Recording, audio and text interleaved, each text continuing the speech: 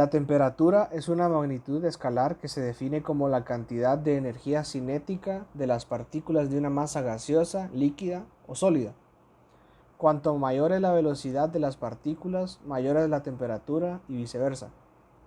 Se le llama temperatura atmosférica a uno de los elementos constitutivos del clima que se refiere al grado de calor específico del aire en un lugar y momento determinado, asimismo como la evolución temporal y espacial de dicho elemento en las distintas zonas climáticas alrededor del mundo.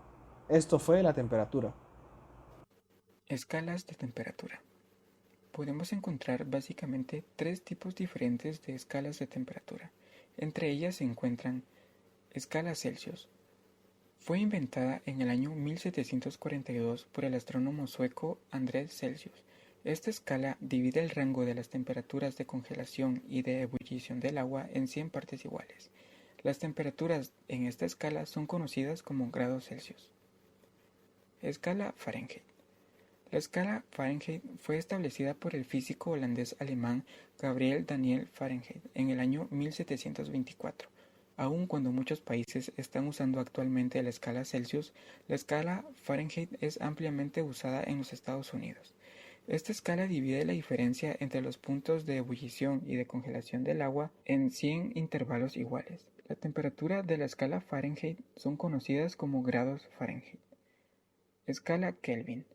La escala Kelvin lleva el nombre de William Thomson Kelvin, un físico británico que la diseñó en 1848. Prolonga la escala Celsius hasta el cero absoluto, una temperatura hipotética caracterizada por la ausencia completa de energía calórica. Las temperaturas en esta escala son llamadas Kelvin. Para medir la temperatura hay diferentes tipos de instrumentos. En primer lugar están los termómetros, de máxima y de mínima. Sirven para medir temperaturas extremas alcanzadas. Constan de un tubo de vidrio delgado y en forma de U. Contienen mercurio y alcohol. Como segundo lugar están los metálicos. Estos dependen de la variación de la resistencia a la temperatura de un alambre de platino que contienen. Sirven más para medir temperaturas fijas, ya que reaccionan menos a los cambios de temperatura. Como tercer punto está el pirómetro. Sirven para medir temperaturas extremadamente altas. Contienen un filamento que se calienta por una corriente eléctrica y la temperatura obtenida se mide en base a esta corriente eléctrica. Como cuarto punto tenemos el termohidrógrafo. Sirve para medir la humedad del ambiente. A este lo compone un termómetro de máxima y de mínima. Contiene un pequeño depósito de agua destilada que se evapora y de esta manera el termómetro registra la temperatura. Comportamiento de la temperatura. ¿Cómo se comporta la temperatura con la densidad? Cuando aumenta la presión, la densidad de cualquier material estable también aumenta.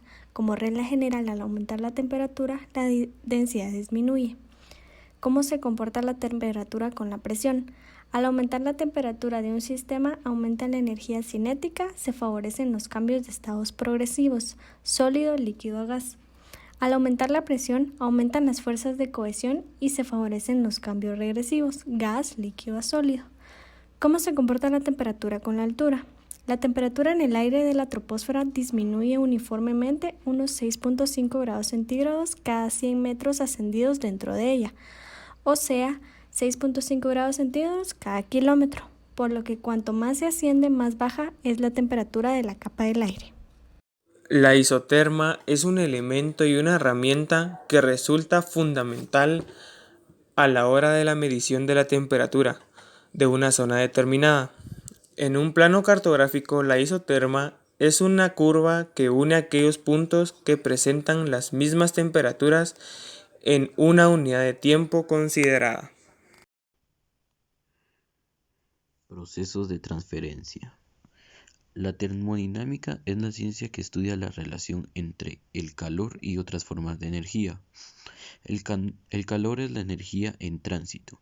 Siempre que existe un gradiente de temperatura en un sistema o se ponen en contacto dos sistemas a diferente temperatura, se transfiere energía entre ellos.